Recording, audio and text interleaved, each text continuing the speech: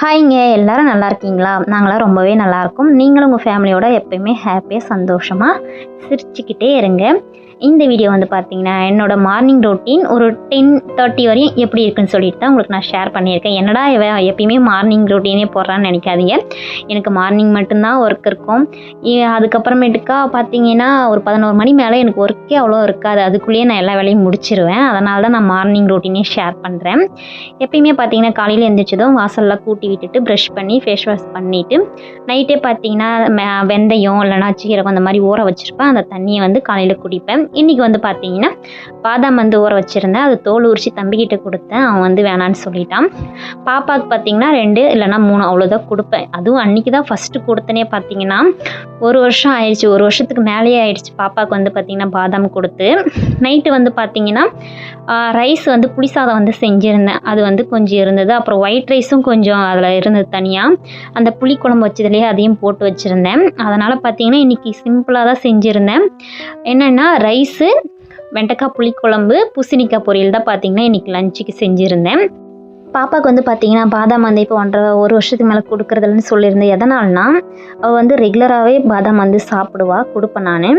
1 வருஷத்துக்கு முன்னாடி பார்த்திங்கன்னா ஒரு நாள் நைட்டு வந்து பார்த்திங்கன்னா பீர்க்கங்காய் தோல் இருக்குல்ல, அதில் வந்து நம்ம சட்னி செய்வோம்ல, அந்த சட்னியும் பக்கத்து வீட்டு அக்கா மட்டன் குழம்பு கொடுத்தாங்கன்னா அதுதான் சாப்பிட்டா.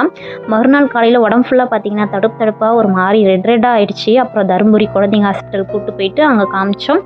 அப்புறம் என்னென்ன சாப்பிட்டா அப்படிலாம் எல்லாம் விசாரித்தாங்க. அப்புறம் சொன்னோம். அவங்களே கேட்டாங்க, பாதாம் சாப்பிட்றாளா அதிகமாக அப்படின்னா ஆமான்னு சொன்னோம். குழந்தைங்களுக்கு வந்து பாதாம் கொடுக்கலாம், ரெகுலராக அதிகமாக கொடுக்கக்கூடாதுன்னு சொல்லியிருந்தாங்க. அப்புறம் இந்த காய்கறியெல்லாம் பார்த்திங்கன்னா மேலே வந்து மருந்து அடிப்பாங்கள்ல, அந்த ஸ்கின் எல்லாம் ஒரு காய்கறியில் வந்து யூஸ் பண்ணக்கூடாது, குழந்தைங்களுக்கெல்லாம் கொடுக்காதீங்கன்னு சொல்லியிருந்தாங்க. அதனாலே பார்த்தீங்கன்னா அப்போத்துலேருந்தே நான் வந்து பாதாம் கொடுக்குறத விட்டுட்டேன். இன்றைக்கி தான் பார்த்தீங்கன்னா ஃபஸ்ட் டைம் கொடுத்துருந்தேன். வெண்டைக்காய் புளிக்குழம்புக்கு பார்த்தீங்கன்னா ஓரளவுக்கு வெண்டைக்காவை ரொம்ப குட்டியாகவும் இல்லாமல் பெருசாகவும் இல்லாமல் மீடியமாக குட்டி குட்டியாக கட் பண்ணி வெறும் பாண்டில் போட்டு அதை நல்லா வறுத்து எடுத்துக்கலாம்.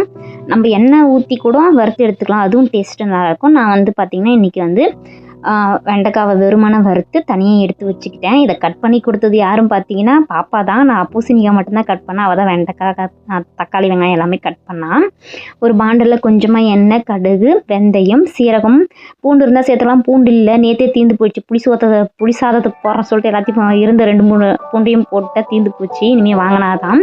அப்புறம் வெங்காயம், தக்காளி, கருவேப்பிலை இதெல்லாம் சேர்த்து நல்லா வதக்கிட்டு நம்ம வறுத்து வச்சுருக்கிற வெண்டைக்காயையும் சேர்த்து நல்லா மிக்ஸ் பண்ணி ஒரு 5 நிமிஷம் கழித்து கொஞ்சமாக மஞ்சள் தூள், 2 ஸ்பூன் குழம்பு மிளகாய் தூள், தனி மிளகாய் தூள் தேவைப்பட்டால் போட்டுக்கலாம். இதுவே எனக்கு வந்து காரமாக இருக்குது குழம்பு மிளகாய் தூள். நான் அதனால் 2 ஸ்பூன் குழம்பு மிளகாய் தூள் வந்து சேர்த்துருக்கேன். அதுக்கப்புறமேட்டுக்கா நல்லா ஓரளவுக்கு வதங்கந்தும் நம்ம வந்து ஊற வச்சுருக்கிற புளியை சேர்த்து நல்லா மிக்ஸ் பண்ணி மூடி போட்டு வேக வச்ச குழம்பு வந்து ரெடி ஆகிடும்.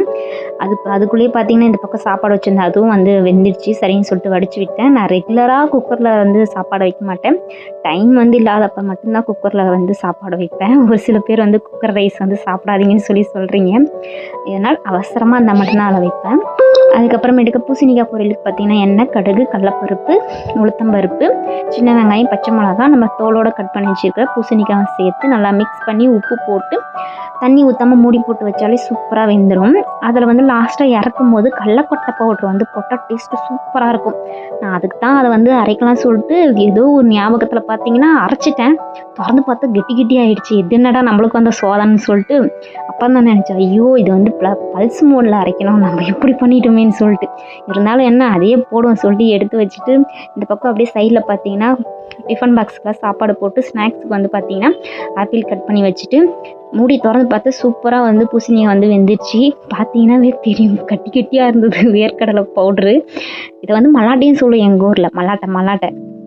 அதை போட்டு இருந்தால் என்ன இதையும் சேர்த்து விடும் சொல்லிட்டு நல்லா மிக்ஸ் பண்ணி எடுத்தால் செம்ம டேஸ்ட்டாக இருந்ததுங்க. நிஜமாக வெறுமனையே சாப்பிட்லாம் பூசணிக்காய் பொரியல். எங்கள் வீட்டில் பார்த்திங்கன்னா எல்லாருக்குமே பிடிக்கும் பூசணிக்காய் பொரியல். எங்கள் ஹஸ்பண்டுக்கு சுத்தமாக பிடிக்காது. நான் கல்யாணம் ஆகி வந்ததுலேருந்து இது வரையும் அவர் பூசணிக்காவே சாப்பிட்டது கிடையாது. அதனால தான் அவர் ஊருக்கு போனதுக்கப்புறம் செஞ்ச அந்த பூசணிக்காய், அதுவும் அவர் தான் வாங்கி கொடுத்தாரு இந்த பூசணிக்காய். ஆனால் அவர் சாப்பிட மாட்டார். உங்கள் வீட்டில் யாருனா இருப்பாங்கள்ல, எங்கள் வீட்டில் இந்த ஆள் வந்து இந்த காயை வந்து சாப்பிடவே மாட்டாங்கன்னு, அந்த மாதிரி யாருனா இருந்தாங்கன்னா கண்டிப்பாக கமெண்ட்ஸில் வந்து ஷேர் பண்ணுங்கள். அப்புறம் தங்கச்சி முட்டை வாங்கிட்டு வந்து வச்சுட்டு எனக்கு ஆம்லேட் போட்டு கொடு அப்படின்னு சொல்லியிருந்தேன்.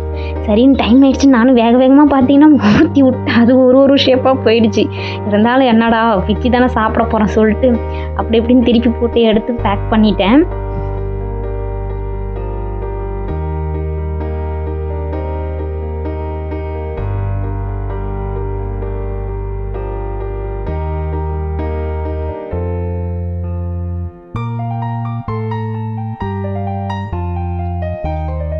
எப்பவுமே பார்த்தீங்கன்னா நம்ம அவசரமாக செய்கிற வேலை வந்து ஏடா கூடமாக தான் முடியும். அந்த மாதிரி தான் பார்த்தீங்கன்னா வாட்டர் கேனில் தண்ணி ஊற்றுறேன்னு சொல்லிட்டு அப்படியே சாய்ச்சோம். அப்படியே ஒரு குண்டான் தண்ணி கீழே வந்து ஊற்றிக்கிச்சு. சரிடா வந்து மாப் போட்டுக்கலாம்னு சொல்லிட்டு ஃபஸ்ட்டு பார்த்தீங்கன்னா அவங்கள சாப்பிட வச்சுட்டு அப்புறம் பாப்பாவுக்கு வந்து ரெட்டை சடவை தான் போட்டு விடணும்னு சொல்லிட்டு ரெட்டை சடவை போட்டு விட்டேன். ரிப்பன் வேறு கட்ட சொல்கிறாங்க. ரிப்பன் கட்டினா எங்கங்க போகும்போது நல்லா தான் போகிறான், வரும்போது பார்த்தீங்கன்னா பேயாட்டம் பிச்சுட்டு வந்துடுது.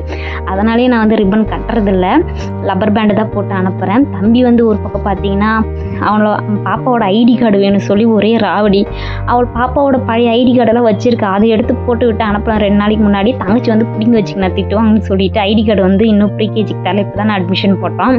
அவன் வந்து பார்த்து ஒரே அடம், எனக்கு வேணும்னு. சரிடா தரண்டா வாடான்னு சொல்லி அப்படியே கூட்டிகிட்டு போயிட்டு 2 பேரையும் பார்த்தீங்கன்னா எப்பயுமே கூப்பிட்டு போய் வேன் ஏற்றும் போது கடையில் எதனா வாங்கி கொடுத்தா மட்டும்தான் லட்டு கிளம்புறானே, அழுவாமல் போயிடுறான். இருந்தாலும் எதனா ஒரு சாக்லேட் வாங்கி கொடுத்தா மட்டும்தான் சார் வந்து கிளம்புறாரு. சரின்னு பார்த்தீங்கன்னா 2 பேரையும் வேன் ஏற்றி அனுப்பிச்சிட்டு வந்துட்டேன். வந்ததுக்கப்புறம் பார்த்தீங்கன்னா வீடு இப்படி தான் இருக்கும், ரொம்ப கேவலமெல்லாம் இருக்காது.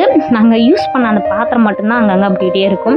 மற்றபடி இந்த மசாலா டப்பாலாம் அப்பப்போ அங்கங்கே எடுத்து வச்சுருவேன். விளக்க வேண்டிய அந்த பாத்திரம், காலையில் சாப்பாடு செஞ்சது எல்லாம் மீந்தது போக எல்லாத்தையும் சின்ன சின்ன பாக்ஸில் எடுத்து வச்சுட்டு எல்லாத்தையும் கழுவி எடுத்து போடுறோம். அப்புறம் எனக்கு ஒரு ஆம்லெட் போடுற சொல்லிட்டு ஊற்றி வச்சுருந்தேன். அது வந்து அப்போ டைம் ஆகிடுச்சு சொல்லிட்டு அப்படியே விட்டுட்டேன். வந்து பாத்திரம் வந்து விளக்கறதுக்கு இருந்தது, அதெல்லாம் எடுத்து போட்டு அப்புறம் முட்டையை எடுத்து ஒரு பேக்கில் வச்சு மாட்டி விட்டுட்டேன். ஆம்லெட்டும் போட்டு எடுத்து வச்சுட்டேன்.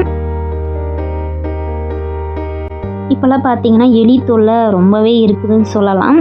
இங்கே வீட்டில் ஜன்னல் இருக்குல்ல, அதுக்கு வந்து கதவு கிடையாது, ஓப்பனாக தான் இருக்குது. நெட்டு வந்து வெளிப்பக்கம் அடிச்சது. எப்போ ஒரு 4 வருஷத்துக்கு முன்னாடி 4-5 வருஷத்துக்கு முன்னாடி அடித்தது நெட்டு. இப்போ வந்து அது பிஞ்சிக்கிச்சு. ஹஸ்பண்ட் ஊரில் இருக்கும்போதே நான் சொன்னேன் இந்த மாதிரி நெட் அடிக்கணும்னு சொல்லிட்டு. நான் வந்து பண்ணித்தரேன், அப்படி இப்படின்னு ஏகப்பட்ட வேலை இருக்குது வீட்டில், நான் வந்து செஞ்சுத்தரேன் சொல்லிட்டு எதுவுமே சார் வந்து எதுவுமே பண்ணாமல் ஒரு சின்ன வேலை கூட செய்யலை. வந்து அங்கங்கே எங்களை கூட்டிகிட்டு போனார். அதெல்லாம் நல்லா ஜாலியாக தான் சுற்றணும். ஆனால் வீட்டில் எந்த வேலையுமே செய்யலை. அது அப்படியே தான் இருக்குது. மறுபடியும் பொங்கலுக்கு தான் எதுனா பண்ணுவேன்னு சொல்லிட்டு போயிருக்கிறாரு. தீபாவளி எப்படி போச்சுன்னு கேட்டால் எங்களுக்கு நல்லா தான் போச்சுங்க. கொஞ்சமாக பட்டாசு வாங்கினோம், தம்பி பாப்பாவுக்கு ட்ரெஸ் எடுத்தோம், தங்கச்சிக்கு ட்ரெஸ் எடுத்தோம், அவ்வளோதான். மற்றபடி பெண்ணாகரம் போய் சுற்றினோம். அவங்க சித்தி வீட்டுக்கு போனோம். எனக்கு வந்து சின்ன அத்தை, அவருக்கு வந்து சித்தி வீடு. அங்கே போனோம். அங்கே போய் ஒரு நாள் இருந்து ஈவினிங் அவங்க ரிட்டன் எங்கள் வீட்டுக்கு வந்தாங்க. அதெல்லாம் வீடியோ எடுத்தேன், ஆனால் கரெக்டாக எடுக்க முடியலையா, அதனால நான் வந்து போஸ்ட் பண்ணலை. அதுக்கப்புறமேட்டுக்கா இருந்தார், ஒரு 10 நாள் இருந்தார். அப்புறம் ஊருக்கு கிளம்பிட்டார். என் காலில் என்ன ஆச்சுன்னு சொல்லி 2-3 பேர் கேட்டிருந்தீங்க. அவர் ஊருக்கு போகிறதுக்கு முன்னாடி நாள் தான் பார்த்தீங்கன்னா தண்ணி வந்துச்சு. நான் வெறும் குடம் தான், 2 கையிலையும் 4 குடம், இந்த கையில் 2 அந்த கையில் 2 4 குடம் எடுத்துகிட்டு கீழே 2 படிக்கட்டு இருக்குது வாசலாண்டா, அதில் படிக்கட்டில் கால் வைக்கிறதுக்கு கீழே அந்த பக்கம் தள்ளி கால் வச்சுட்டா அது அப்படியே நம்ம படிக்கட்டில் கால் வைக்கும்போது நம்மளுக்கே தெரியும், அது இந்த பக்கம் கால் வச்சதுமே அப்படியே கால் ஒரு மாதிரி இப்படி திரும்பிக்கிச்சு. சரியான வலி. அப்புறம் வலி இல்லை, ஒரு 10 நிமிஷம் வலிச்சுது. அப்புறம் வலியே இல்லை, தண்ணியெல்லாம் பிடிச்சிட்டு நல்லா தான் இருந்தேன். ஒரு 10 மணிக்கு தூங்கும் போதெல்லாம் பார்த்தீங்கன்னா செம்ம வலி, வீங்க ஆரம்பிச்சிருச்சு கால். என்னால் முடியல. அப்புறம் அவர் போயிட்டு ஸ்ப்ரே வாங்கிட்டு வந்தார், இந்த வலிக்கெல்லாம் அடிப்பாங்களா, அது அடிச்சுமே வலி குறையவே இல்லை. அப்புறம் ஜிஹெச் போயிட்டு 2 ஊசி போட்டு மாத்திரை வாங்கிட்டு வந்ததுக்கப்புறமேட்டுக்காக தான் பார்த்தீங்கன்னா நல்லா இருந்துச்சு. அந்த மாதிரி ஆயிடுச்சு. அதுக்கப்புறமேட்டுக்காக வந்து பார்த்தீங்கன்னா கால் வந்து ஒரு 2 நாளைக்கு தான் தாங்கி நடந்து அப்புறம் ரெடி ஆயிடுச்சு. கால் நல்லா தான் இருந்தது. நிறைய பேர் வந்து பார்த்து இருந்துக்குங்க, பார்த்து வேலை செய்யுங்க அப்படின்னு சொல்கிறீங்க, ரொம்ப தேங்க்யூ. நிறைய பேர் வந்து விசாரிச்சிங்க, ரொம்ப ரொம்ப நன்றி. பார்த்தீங்கன்னா பாத்திரம்லாம் இருந்ததால் எடுத்து போட்டு வீடு வந்து கூட்டி விட்டு இருந்தேன். இந்த சங்குப்பூ செடி வந்து நான் இந்த வீட்டுக்கு வந்தப்போ நட்டது. நான் வந்து நட்டேன்னா இங்கே வந்து எங்கள் அத்தை ஃபஸ்ட்டு இருக்கும்போது ஒரு செடி எடுத்துகிட்டு வந்து நட்டாங்க. அதுலேருந்தே பார்த்தீங்கன்னா அது அறுவடை ஆகிட்டே இருக்குது. அதுலேயே விதை விழுந்து ஒன்று ஒன்றா முளைக்குது. நான் ஒன்று மட்டும் வச்சுட்டு மீதியெல்லாம் பிடிங்கி போட்டுரும். அந்த மாதிரி தான் ஒன்று முளைக்கும் போது இந்த பக்கம் முளைச்சிது. நான் வந்து அந்த பக்கம் எடுத்துகிட்டு வந்து நட்டுக்கிட்டேன். இந்த பக்கம் பார்த்தீங்கன்னா ப்ளூ கலர் சங்கு செடியும் ஒரு மாதுளை மரமும் வச்சுருக்கேன். மாதுளை மரத்தில் பார்த்தீங்கன்னா காய் வைக்கிது, ஆனால் குரங்கு வந்து பிச்சு சாப்பிட்றது. சரி எங்கேயோ சாப்பிட சொல்லிட்டு விட்டாச்சு. சங்குப்பூ செடி வந்து பார்த்தீங்கன்னா விதை போட்டாலே அழகாக செடி வந்து முளைச்சிரும். அதுவும் இந்த ப்ளூ கலர் சங்குப்பூ செடியை பூவை பிச்சு நம்ம சுடுதண்ணியில் போட்டு அப்படியே வெறுமனை தண்ணி குடித்தா அந்த பீரியட்ஸ் டைமில் இருக்கிற அந்த வயிறு வலியெல்லாம் சத்தியமாக சொல்கிறேன், எனக்கு 2 மாதம் குடித்தா நல்லாவே இருந்துச்சுங்க. யூஸ் பண்ணி பார்த்துட்டு தான் சொல்கிறேன், நல்லா இருக்குது. நீங்கள் வேணால் ட்ரை பண்ணி பாருங்கள். அப்புறமேட்டுக்கா பார்த்தீங்கன்னா அப்படி இப்படின்னு கொஞ்சம் நேரம் பார்த்துட்டு பாத்திரம் இருந்ததில் அதெல்லாம் கழுவி வச்சுட்டு கொஞ்சம் துணி வந்து துவைக்கிறதுக்கு இருந்தது. கையோட சரிடா அதையும் ஊற வச்சு துவைச்சிடலாம் சொல்லிட்டு ஊற வச்சு துவைச்சேன். நான் ரெகுலராக துணி துவைப்பேங்க. இங்கே வந்து தண்ணி வந்து பார்த்திங்கன்னா ஒரு நாள் விட்டு ஒரு நாள் வரும். நான் நிறையா வீடியோவில் சொல்கிறேன், தண்ணி வந்து ஒரு நாள் விட்டு ஒரு நாள் வரும். ஒரு நாள் பார்த்திங்கன்னா வராது. இன்றைக்கி தண்ணி விட்டாங்கன்னா நாளைக்கு வராது, நாளைக்கு வரும். நாளைக்கு வர தண்ணி விட மாட்டாங்க ஒரு நாள். அதனாலேயே பார்த்திங்கன்னா துணி வந்து சேர்ந்துடும். ஸ்கூல் துணி மறுபடியும் போயிட்டு வந்து மாற்றுற துணி அப்படின்னு துணி வந்து சேர்ந்துருது. அதனால தான் நான் மாதம் ஃபுல்லாலாம் வந்து பார்த்திங்கன்னா துணி வந்து சேர்த்து வச்சுக்கிறது இல்லை. பார்த்திங்கன்னா துணியெல்லாம் துவைச்சி காய வச்சுட்டு அதுக்கப்புறமேட்டு காலையிலேயே எண்ணெய் வைக்கலாம்னு நினச்சேன். மண்டை வந்து பார்த்திங்கன்னா அப்படியே சூடாகிடுச்சு. இதெல்லாம் வேலைக்கு ஆகாதா சொல்லிட்டு எண்ணெய் வச்சுட்டு டிவியில் போயிட்டு பார்த்திங்கன்னா நடப்படம் ஓடுதுன்னு சொல்லிட்டு பார்த்தா ஏதோ ஒரு பழைய படம் போயிட்டு இருந்துச்சு. நானும் சரி இது என்ன படமாக இருக்குன்னு யோசிச்சுட்டு அந்த விளம்பரம் போட்டாங்க. கரண்ட்டும் போயிடுச்சு கரெக்டாக. இது வந்து என்ன படம் சொல்லிட்டு கண்டிப்பாக நம்ம கமெண்ட் பாக்ஸில் சொல்லுங்கள். இந்த வீடியோ பிடிச்சிருந்தா ஒரு லைக் கொடுத்துக்குங்க. அடுத்த வீடியோவில் பார்க்கலாம். அது வரைக்கும் பாய்.